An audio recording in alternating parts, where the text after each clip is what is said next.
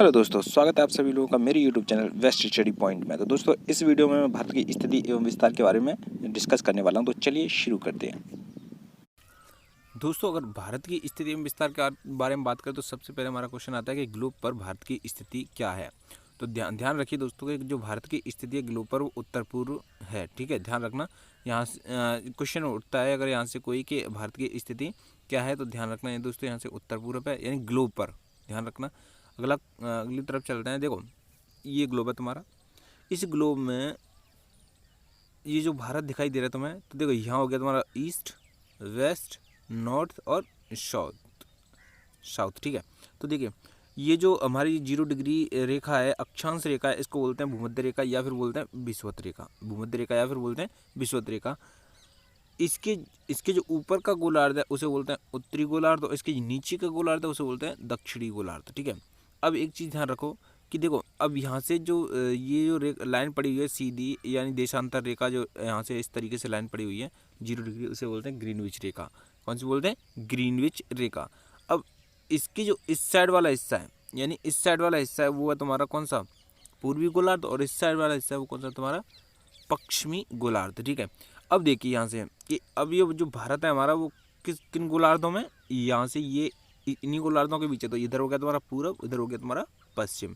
तो कौन सी गोलार्ध? वो उत्तर हो गया, सॉरी, इधर पूर्व हो गया, इधर उत्तर हो गया। तो उत्तर पूर्व गोलार्ध में स्थित है। अगर भारत के बारे में बात करेंगे, भारत किस गोलार्ध में उत्तर है स्थित है, तो उत्तर पूरब में। किसमें? उत्तर पूरब में। ध्यान रखना इस चीज़ को। चलिए अब देखो, यहाँ से ये जो रेखा निकली हुई है, ये है तुम्हारी 23.5 डिग्री कर्क रेखा। कौन सी है? 23.5 डिग्री कर्क रेखा, जिसको मैं अंडरलाइन करके दिखाता हूँ रेड से।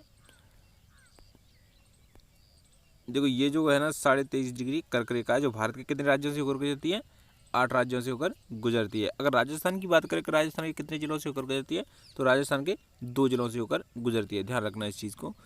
और राजस्थान में इसकी लंबाई कितनी है? 26 किलोमीटर, यानी 26 किलोमीटर। ध्यान रखना, ये यहाँ तक कंफर्म है। और अब देखिए यहाँ से नीचे जो ये जो रेखा दिखाई दे रही है तुम्हें 23.5 डिग्री दक्षिणी अक्षांश रेखा। तो देखो ये जो है वो है मकर रेखा। कौन सी रेखा है? मकर रेखा। ठीक है, चलिए आगे चलते हैं। अब देखो ये तुम्हारा भारत है। तो देखो भारत की स्थिति के बारे में थोड़ी सी बात करते हैं अपन, डिग्री और अक्षांश, देशांतर एवं अक्षांशों को लेकर के। तो देखो जो भारत की स्थिति है उत्तरी अक्षांश से तो 37 डिग्री 6 मिनट उत्तरी अक्षांश से 8 डिग्री 4 मिनट उत्तरी अक्षांश के मध्य स्थित है। ये तो होगी तुम्हारी मुख्य भूमि की। अगर इसके द्वीपों सहित पूछा जाए तो देखिए आपको दिखाई दे रहा है कि द्वीप किधर है? इधर द्वीप तुम्हारे ये, तो यहाँ से जो अंडमान निकोबार द्वीप समूह है, तो वहाँ से अगर इसकी वो पूछे अक्षांश का विस्तार पूछे, तो यहाँ से 6 डिग्री 45 मिनट का है। कितना है? 6 डिग्री 45 मिनट का, यानी कि यहाँ से लेके यहाँ तक होगा। फिर ये कहाँ तक? यहाँ तक होगा। ठीक है, क्लियर यहाँ तक। अब देखिए एक चीज़ और इसमें कि जो इसमें क्वेश्चन 2 तरीके से पूछ सकता है कि एक तो मुख्य भूमि के अक्षांशों का विस्तार पूछ सकता है, या फिर पूछ सकता है द्वीपों सहित।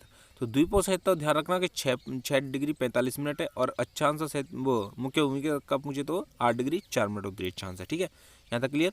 ध्यान रखना यहाँ से यहाँ तक जो अक्षांश है वो 37 डिग्री 6 मिनट से 8 डिग्री 4 मिनट उत्तरी अक्षांश के मध्य स्थित है भारत। ठीक है, अब चलते हैं देशांतरों के मध्य। तो देखो ये जो पूर्वी देशांतर है तो 97 डिग्री 25 मिनट पूर्वी देशांतर से लेके कहाँ तक है? ये 68 डिग्री 7 मिनट पूर्वी देशांतर के मध्य। ठीक है, ध्यान क्लियर हो गया? यहाँ तक क्लियर हो गया।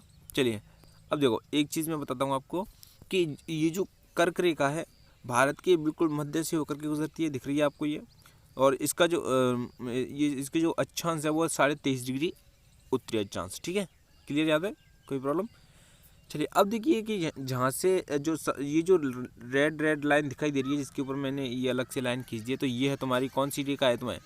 ये है तुम्हारी 82.5 डिग्री पूर्वी देशांतर रेखा है। कौन सी है? 82.5 डिग्री पूर्वी देशांतर रेखा है। देखिए 82.5 डिग्री पूर्वी देशांतर रेखा, इससे भारत का समय निर्धारित किया गया है। इससे भारत का समय निर्धारित किया गया है। अगर पूछ लिया जाए कि भारत का समय किस स्थान से निर्धारित किया गया, तो नैनी आएगा ऑप्शन में, या फिर आएगा प्रयागराज। ये 2 ऑप्शन में आएंगे, नैनी या प्रयागराज। ठीक है, अब इन दोनों में से कोई सा भी एक ऑप्शन देखने को मिलेगा, उस पर टिक करना है। क्लियर यहाँ तक? अब देखिए ये जो 82.5 डिग्री पूर्वी देशांतर रेखा है, ये है भारतीय मानक समय रेखा भी कहा जाता है। इसको क्या कहा जाता है? भारतीय मानक समय रेखा भी कहा जाता है। क्लियर यहाँ तक? कोई प्रॉब्लम? चलो आगे चलते हैं। देखो भारत का जो अक्षांशीय विस्तार है वो तो मैं आपको समझा दिया है कि 8 डिग्री 4 मिनट से 37 डिग्री 6 मिनट उत्तरी अक्षांश के मध्य स्थित है भारत। ये यहाँ तक क्लियर हो गया। यानी 8 डिग्री 4 मिनट से 37 डिग्री 6 मिनट उत्तरी अक्षांशों के मध्य स्थित है। अगर भारत का देशांतरीय विस्तार पूछे तो 68 डिग्री 7 मिनट पूर्वी देशांतर से 97 डिग्री 25 मिनट पूर्वी देशांतर के मध्य स्थित है। ठीक है। अब देखो इसका जो उत्तरतम भारत के उत्तर पूर्व से दक्षिण पश्चिम तक की जो स्थिति है, मतलब सॉरी पूर्व पश्चिम से उत्तर दक्षिण के जो मेन बिंदु हैं उनको पहचानने की कोशिश करते हैं। देखो हमारा जो उत्तर में स्थान है यानी छोर है, जो भारत का उत्तरतम जो छोर है वो है तुम्हारा इंद्राकोल। कौन सा है? इंद्राकोल। ठीक है। अब जो हमारा दक्षिणतम जो बिंदु है, कौन सा दक्षिणतम तो बिंदु है वो है तुम्हारा कन्याकुमारी या फिर होगा तुम्हारा कैप कमोरिन द्वीप। ठीक है, कैप कमोरिन, कन्याकुमारी या फिर कौन सा होगा तुम्हारा कैप कमोरिन। क्लियर यहाँ तक? ऑप्शन में दोनों नाम आ सकते हैं, दोनों नाम एक साथ नहीं आएंगे। अगर आ भी गया, दोनों नाम एक साथ आ गए तो कन्याकुमारी पर टिक ना करके कैप कमोरिन पर करना है। अगर कन्याकुमारी आता है तब आपको कन्याकुमारी पर टिक करना है। क्लियर है यहाँ तक? अब देखिए, अब इसका जो पश्चिमतम बिंदु, पूर्वतम देखते हैं पहले। तो पूर्वतम बिंदु है तो वो कौन सा है तुम्हारा बालांगू किब्बत। कौन सा है? बालांगू किब्बत, जो कहाँ पे है? अरुणाचल प्रदेश में है। ठीक है, हो गया क्लियर? देख लिए एक बार, ये अंडरलाइन कर दिया मैंने। अब पश्चिमतम बिंदु देखा जाए तो तुम्हारा कौन सा है? गोहर माता सर क्रीक यानी गुजरात में है। कौन सा है? गोहर माता सर क्रीक में गुजरात में है। कहाँ पे? गुजरात में। क्लियर यहाँ तक? कोई प्रॉब्लम? ठीक है। अब देखो इंदिरा बिंदु या पिंगली बिंदु या पाषाण बिंदु, ये जो अगर इसके मुख्य भूमि के बारे में बात करें तो ये है तुम्हारा। अगर द्वीपों सहित इसके दक्षिणतम बिंदु की बात करें, यानी द्वीपों सहित, तो द्वीपों सहित यहाँ जो ये जो दिख रहा है तुम्हें, तो ये इसका जो अंतिम बिंदु होगा भारत का, क्योंकि ये तो मुख्य भूमि का है। अगर द्वीपों सहित बात करें तो ये थोड़ा सा और डाउन चला जाता है, तो ये यहाँ तक होगा। तो यहाँ का जो मेन बिंदु है तो वो है तुम्हारा इंदिरा बिंदु बोलते हैं इसको, या फिर पिंगवेलियन बिंदु बोलते हैं। क्या बोलते हैं? पिंगवेलियन बिंदु बोलते हैं, या बोलते हैं तुम्हारा पार्सन बिंदु। ध्यान रखना, इन तीनों में से कोई सा भी नाम दे दिया जाएगा। नाम एक ही है, नाम अलग अलग हैं, बस प्लेस एक ही है। ध्यान रखना। क्लियर यहाँ तक? कोई प्रॉब्लम? चलिए आगे चलते हैं। भारत का उत्तरतम बिंदु इंद्राकोल। ठीक है। भारत का पूर्वतम बिंदु है जो बालांगू किब्बत यानी अरुणाचल प्रदेश का है। ठीक है। भारत का पश्चिमतम बिंदु यानी गोहर माता सर्किल यानी गुजरात राज्य में है। ठीक है। भारत की मुख्य भूमि का दक्षिणतम बिंदु कन्याकुमारी कैप कमोरिन। मैंने कहा था ना, मुख्य भूमि का दक्षिणतम बिंदु कौन सा है? कन्याकुमारी या कैप कमोरिन। अगर द्वीपों सहित पूछ लेता है कि भारत का द्वीपों सहित दक्षिणतम बिंदु कौन सा है, तब आपको क्या करना है? तब मैंने आपको बता दिया है कि आपको करना है इंदिरा बिंदु या पिंगवेलियन बिंदु या पार्सन बिंदु। क्लियर? यानी इनमें से कोई सा भी एक नाम देखने को आपको मिल जाएगा, इनमें से। क्लियर यहाँ तक? चलिए आगे चलते हैं। अब देखो, संपूर्ण भारत का दक्षिणतम बिंदु मैंने कहा था ना, इंदिरा बिंदु या पिंगवेलियन बिंदु या पार्सन बिंदु या ग्रेट निकोबार। ये मतलब ये ग्रेट निकोबार में आते हैं। ठीक है, लेकिन ये जो है ना, इनमें से तीनों में से कोई सा भी नाम आपको देखने को मिल जाएगा। ठीक है, चलिए आगे चलते हैं। अब देखो, स्थानीय सीमा, जो स्थलीय सीमा, सॉरी राजस्थान, भारत की जो स्थलीय सीमा है वो तुम्हारी कितनी? 15,200 किलोमीटर। सॉरी, मैं राजस्थान की बता रहा था। तो भारत की जो स्थलीय सीमा है वो 15,200 किलोमीटर है। जो रेड आपको दिखाई दे रही है, ये जो रेड यहाँ से स्टार्ट होती है, ऊपर का जो हिस्सा है वो तुम्हारी कितनी है? 15,200 किलोमीटर। अगर समुद्री सीमा के बारे में बात करें तो जो आपको ब्लू से दिखाई दे रहे हैं, यहाँ से ये और यहाँ से यहाँ तक, तो ये जो सीमा है वो तुम्हारी कितनी है? ये तुम्हारी सीमा 6100 किलोमीटर। कितनी है? 6100 किलोमीटर। क्लियर यहाँ तक? अब देखिए, कुल समुद्री सीमा कितनी है तुम्हारी, यानी कुल समुद्री सीमा अगर पूछ लिया जाए तो कितना? द्वीपों सहित पूछेगा, क्योंकि यहाँ जो छोटे छोटे द्वीप थे ना, वो अंडमान निकोबार, ग्रेट निकोबार, अंडमान निकोबार द्वीप समूह है, तो उन समेत पूछेगा। और ये लक्षद्वीप है, इन सारों को मिला के पूछेगा इसकी सीमा। तो टोटल जो समुद्री सीमा है द्वीप समूह से, तो 7,516.6 किलोमीटर है। कितनी है?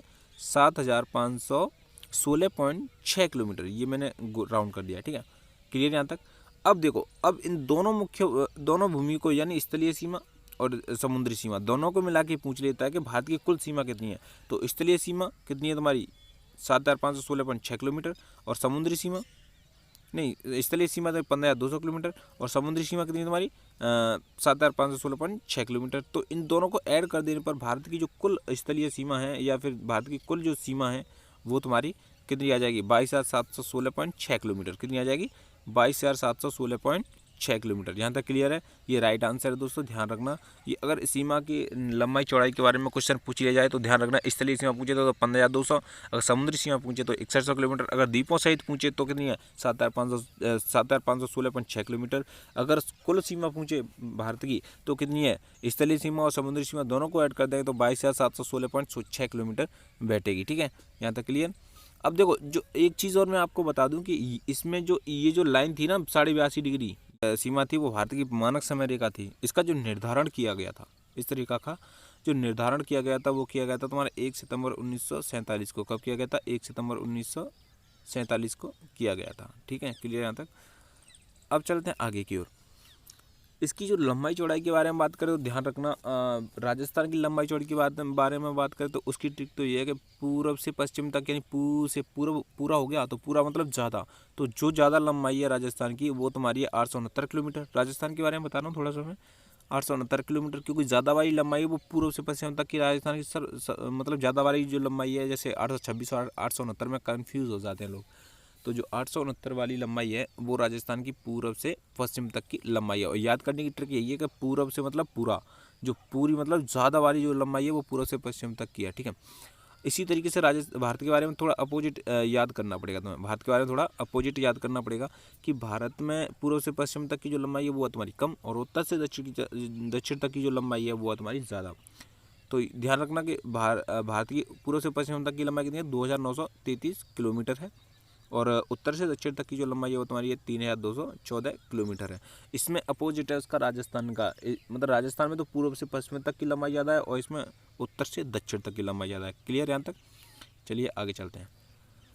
भारत के 16 राज्य तथा 2 केंद्र शासित प्रदेश अंतर्राष्ट्रीय सीमा बनाते हैं। आप जानते हैं कि भारत के 2 राज्य हैं। अब देखो करंटली बनाया कि जम्मू कश्मीर और लद्दाख, ये 2 केंद्र शासित प्रदेश बने थे। तो ये जो हैं वो 2 राज्य हैं वो अंतर्राष्ट्रीय सीमा बनाते हैं। और कितने राज्य बनाते हैं? 16 राज्य बनाते हैं, यानी 16 राज्य क्या बनाते हैं? अंतर्राष्ट्रीय सीमा, और 2 केंद्र शासित प्रदेश बनाते हैं। ठीक है, क्लियर हो गया तक। समुद्री सीमा 9 राज्य बनाते हैं। कितने राज्य बनाते हैं? 9 राज्य बनाते हैं। कौन कौन से बनाते हैं? देखो, ऐसे पश्चिमी तट पे तुम्हारे गुजरात, महाराष्ट्र, गोवा, कर्नाटक और केरल। ठीक है, अब आता है पूर्वी तट पे तुम्हारे पश्चिमी बंगाल, उड़ीसा, आंध्र प्रदेश और तमिलनाडु। यहाँ तक क्लियर? दोनों क्लियर हो गए। यानी कि जो समुद्री सीमा बनाते हैं वो 9 राज्य बनाते हैं, उनके मैंने आपको नाम दे रखे हैं, और पश्चिमी तट वाले अलग हैं, पूर्वी तट वाले अलग हैं। ठीक है, और एक चीज़ ध्यान रखना कि जो अंतर्राष्ट्रीय सीमा बनाने वाले हैं उसमें जो केंद्र शासित प्रदेश हैं वो 2 हैं तुम्हारे। कौन कौन से हैं? क्योंकि ये लेटेस्ट बने हुए हैं तो इन क्वेश्चनों के आने की संभावना रहती है। तो इसमें जम्मू कश्मीर और लद्दाख। कौन है? जम्मू कश्मीर और लद्दाख। चलिए आगे चलते हैं। अब देखिए, कर्क रेखा 8 राज्यों से होकर गुजरती है। जो कर्क रेखा है राजस्थान भारत में वो कितने राज्यों से होकर गुजरती है? 8 राज्यों से होकर गुजरती है। देखो, आपको वैसे काउंट करोगे तो आपको 7 राज्य दिख रहे हैं, लेकिन एक चीज़ ध्यान रखना, गौर से देखोगे राजस्थान के थोड़े से कोने से होकर गुजरती है। राजस्थान के थोड़े से कोने से होकर गुजरती है। तो इस तरीके से कितने राज्यों में हो जाती है? 8 राज्यों में हो जाती है। ठीक है, ये अब देखो, सबसे पहले कौन सा आता है? गुजरात। उसके बाद क्या आता है तुम्हारा? राजस्थान।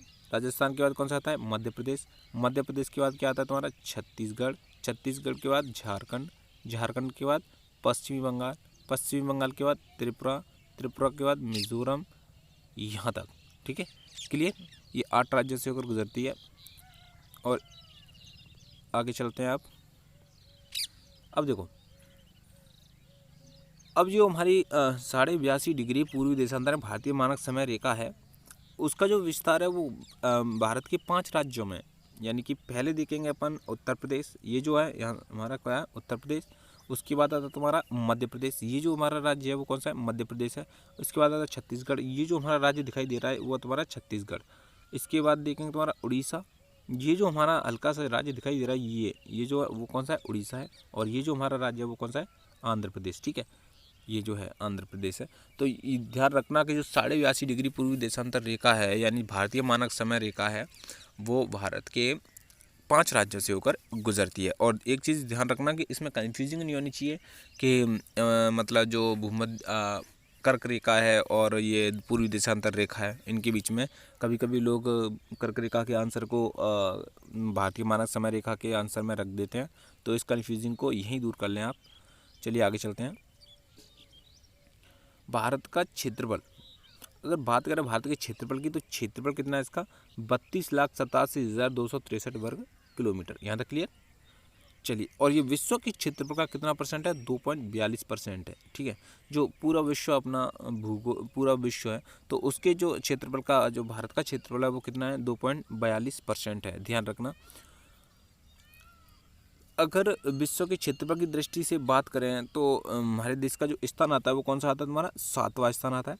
पहले नंबर पे कौन सा देश है तुम्हारा, रूस, उसके बाद कनाडा, उसके बाद चीन, उसके बाद यूएसए, उसके बाद ब्राज़ील, उसके बाद ऑस्ट्रेलिया। ठीक है, इसके बाद तुम्हारा आता है तुम्हारा कौन सा, भारत। ठीक है, उसके बाद भारत से अगर कम क्षेत्रफल वाले की बात करें, क्योंकि कभी कभी पूछ लिया जाता है कि भारत से छोटा देश कौन सा है, यानी सबसे नज़दीक जो है वो अर्जेंटीना है। कौन सा है, अर्जेंटीना। ठीक है, क्लियर आता है। चलो, विश्व के सबसे छोटे देश। अब देखो, विश्व के सबसे, ये तो सबसे क्षेत्रफल की दृष्टि से सबसे बड़े हो गए। अगर अब छोटे की बात करें तो सबसे छोटा है वेटिकन सिटी, उस जो इटली के। और इसके बाद है तुम्हारा मोनाको, और उसका नोरू और तुवालू। ठीक है, यहाँ तक क्लियर। चलो आगे चलते हैं।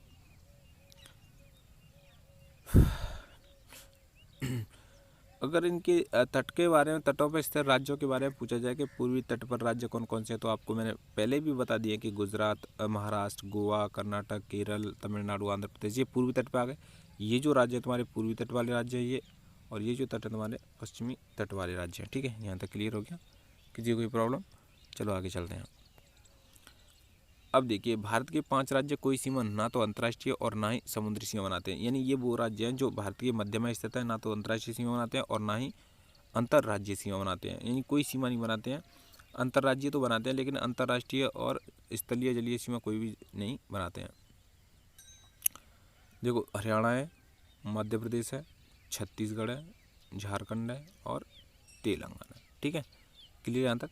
अंतर्राज्यीय सीमा तो ये सारे बनाते हैं, लेकिन अंतर्राष्ट्रीय नहीं बनाते और कोई भी स्थलीय या समुद्री सीमा नहीं बनाते हैं। ध्यान रखना है यहाँ तक, क्लियर।